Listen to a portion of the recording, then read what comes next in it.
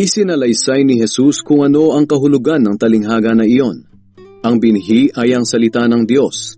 Ang tabi ng daan kung saan nahulog ang ilang binhi ay ang mga taong nakinig ng salita ng Diyos. Ngunit dumating ang diablo at kinuha iyon sa mga puso nila upang hindi sila sumampalataya at maligtas.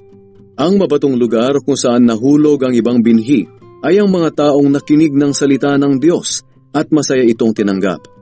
Ngunit hindi taimtim sa puso nila ang pagtanggap, kaya hindi tumagal ang kanilang pananampalataya.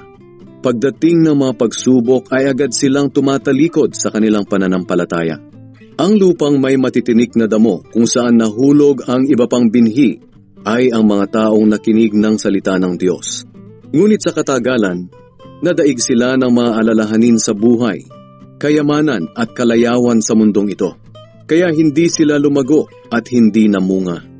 Ngunit ang mabuting lupang hinasikan ng binhi ay ang mga taong nakikinig sa salita ng Diyos at iniingatan ito sa kanilang malinis at tapat na puso at pinagsisikapang sundin hanggang sa sila'y mamunga.